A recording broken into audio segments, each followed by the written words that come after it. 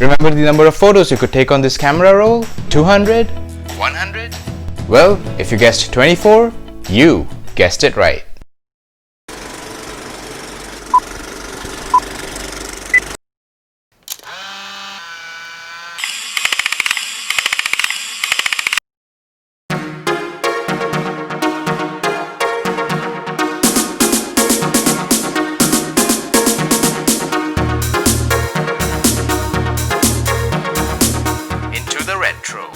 The best camera is the one that's with you in your pocket. Most of us use our smartphones to take photos these days. Portable, convenient, powerful, and personal. It's simply a brilliant invention. But how many of us actually have or still use those roll film cameras? Well, not as many as a decade or two ago. Do you remember the last time you went to a photo studio to get your photos printed? Do you remember how it felt to waste a shot knowing that you couldn't delete that photo you just took? In this video, we hop into my time machine, go back a few decades, and explore what a good camera meant back then. Let's get right to it. Make sure you smash the subscribe button so you don't miss out on the next videos from Nothing Scientific. We have all used some sort of cameras at some point in our lives, but we don't realize is that the hardware we use today is nothing like what it used to be a few decades ago. Ever wondered why people hardly ever smiled in those old photos from the early days of photography? Well, keep watching to know why. The earliest cameras weren't really used to take pictures. They were really used to study optics. With the oldest mention of its effects during the 5th century BC, the camera obscurus demonstrated how light could be used to project an image onto a flat surface. It was also referred to as a pinhole image. Camera obscura was a device in the shape of a box or a room that let the light in through a small opening on one side and projected it on the other. In its simplest variant, the image that was outside of the box was projected upside down.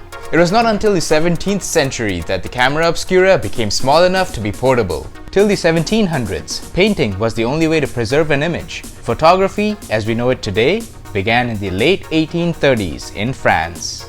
The world's first photograph, made in a camera obscura, was taken in 1826. That's nearly 190 years ago. It portrayed the view from an upstairs window from a residence in the Burgundy region of France. And this was the world's first photo from 1838 to feature a human being. It's believed that one is shining the shoes of the other, with both of them seemingly unaware that they were becoming part of history. Photographic plates preceded photographic film as a capture medium in photography, and were still used in some communities up until late 20th century. Photography was a really long process in its initial days. Once satisfied that the subject was sufficiently well lit and positioned in a visually pleasing way, the photographer would select a dry plate, place the dry plate contained in a plate holder into the slot in the camera, and the process goes on and on until the photo is taken.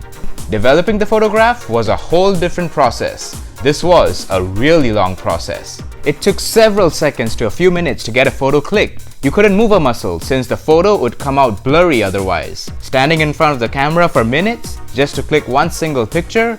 No wonder people never smiled. They were pissed. Photography was only for professionals and the very rich until George Eastman started a company called Kodak in the 1880s. Eastman created a flexible roll film that did not require constantly changing the solid plates. The consumer would take pictures and send the camera back to the factory for the film to be developed and prints made, much like modern disposable cameras. This was the first camera inexpensive enough for the average person to afford. Later on, manufacturers started making SLR cameras. These cameras used roll film, which would have to be brought into a shop to be developed into photographs. Photography was a much slower process. Photographers would have to shoot their film, take it to the lab, conduct a process that would take days. But this was all about to change with the introduction of the Land camera, invented by Edwin Land in the 1940s. The cameras became available to the public on November 26, 1948. It was an instant success. For the first time, people could instantly get a photograph of the shot they just took without having to go through the hassle of the development process. This was a revolutionary invention at its time, a true milestone in the photographic history. The Land camera was the prototype for Polaroid cameras for the next 15 years. In 1963, Polar color film was introduced, enabling the production of colored pictures. By the mid-1960s, Polaroid had many models in the market and the price had dropped so that even more people could afford it. At that point of time, only few people knew that things were just about to get digital. The world's first digital camera was invented in 1975 by Steven Sasson while working at Eastman Kodak. It weighed around 8 pounds and shot a mere 0.01 megapixels. It was a box sitting on top of like a frame that had a bunch of circuit boards in it. I had no idea how to do it, but I just thought I couldn't see any reason why it couldn't be built. Suddenly, the world's first digital photograph comes clear. It's crazy to think how far we have come from those early days. From there, more and more digital cameras started showing up. In the 1980s, numerous manufacturers worked on cameras that stored images electronically. But it was not until the 1990s, 25 years after the first digital picture, that the revolution in photo technology that Sasson had started finally took off. It changed not only the way pictures were taken, but also the way they were shared.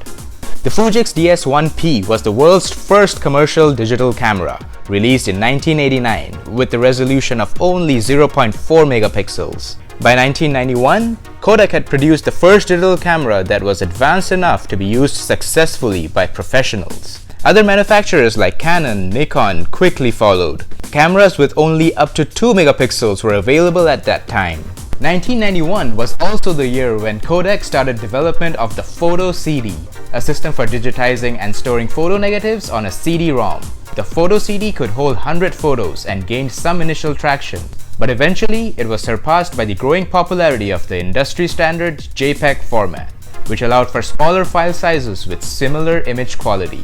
Kodak eventually abandoned the CD format. 1995 was the year when the world's first consumer-grade digital camera was launched with an LCD screen for previewing and viewing images. It was the Casio QV10. The 1.8-inch color display marked the first time people were able to view and delete their photos on the go. This was the start of the LCD screens that we have in our cameras today. From there on, more and more cameras started coming up with LCD screens. And then, it was time for the cell phones to come with cameras. In May of 1999, Japan was the launchpad for the Kyocera VP210. It was the first such phone with a built-in camera that was sold commercially to the general public. The phone had a 0.11 megapixel camera and could take up to 20 pictures before its onboard storage was full. By the early 2000s, point-and-shoot digital cameras with LCD screens became more readily available and popular, using memory cards instead of film rolls, taking a large number of images compared to the limited photos that the film rolls could take, and deleting shots that were not desirable. All this became very commonplace. Just imagine how far we have come in terms of photography, from the early days of the camera systems to the cameras that we have in our pockets today. It is really incredible how far we have come in terms of technology. Casual photo takers do not need to carry huge cameras with them anymore.